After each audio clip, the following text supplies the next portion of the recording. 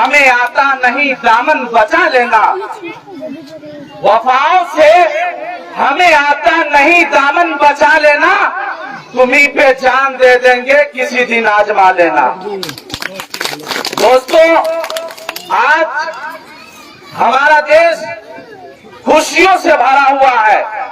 यूं तो 15 अगस्त 1947 को हमारा देश आजाद हो गया, आजादी की सांस लेने लगे, लेकिन कोई ऐसा संविधान नहीं था जिसके तहत हमारा कानून व्यवस्था सही तरीके से चल सके और अमन सुकून के साए में हम जिंदगी गुजार सके। 26 जनवरी 1950 को हमारा संविधान लागू हुआ और जब संविधान लागू हुआ तो पूरे हिंदुस्तान में गंगा जमनी तहजीब का नारा गूंजने लगा और चारों तरफ से अमन सुकून की फिजा कायम हो गई।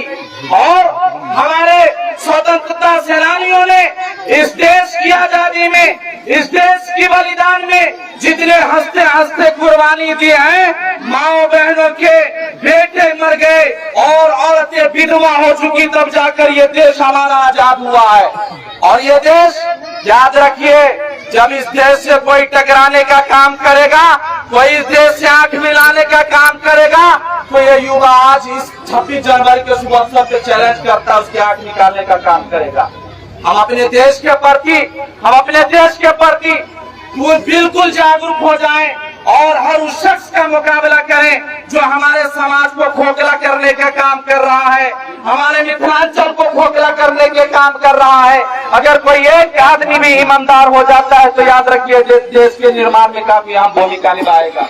मेरे भाइयों, मैं कहना चाहता हूँ, जिस तरीके से आप 1942 में हिंदू मुस्लिम सिख ईसाई इत्तेहाद और इत्तेफाक का परचम लहराए थे, आज भी उसी इत्तेहाद की, उसी भाईचारे की जरूरत है। याद रखिए मेरे भाइयों, लड़ना है हमें भ्रष्टाचार से, लड़ना है हमें बेईमानों से, क्योंकि देश को बनाना है विकसित और देश को बनाना है विकास की ओर ले जाना है, तो हम सबको एक होना होगा और अपने भाईचारा को मजबूत करना होगा, समाज में एक रहना होगा, तब जाकर होगा।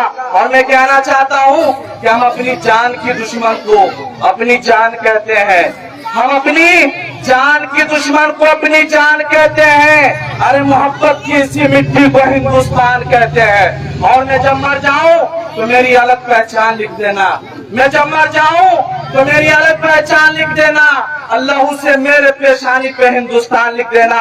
इन्हीं शब्दों के साथ मैं चाहता हूँ कि हर उस शख्स का साथ दें, हर उस शख्स का साथ जो आपका साथ देते हैं, जो दिन के और रात के 2 बजे आपके साथ खड़े रहते हैं, चाहे हर प्रकार से आपकी मदद करते हैं, चाहे एम्बुलेंस का मामला हो, अस्पताल का मामला हो, स्वास्थ्य का मामला हो, हर उस नागरिक को मजबूत करें, हर उस अच्छे इंसान को पहचाने, हीरो को तलाश करें और उसको मजबूती के साथ उनका हाथ मजबूत करने का काम करें। इन्हीं शब्दों के साथ मैं बड़े भाई का बहुत बहुत धन्यवाद और आपकी भविष्य की शुभकामनाएं और आपकी जीत की आगे बधाई, बहुत बहुत धन्यवाद।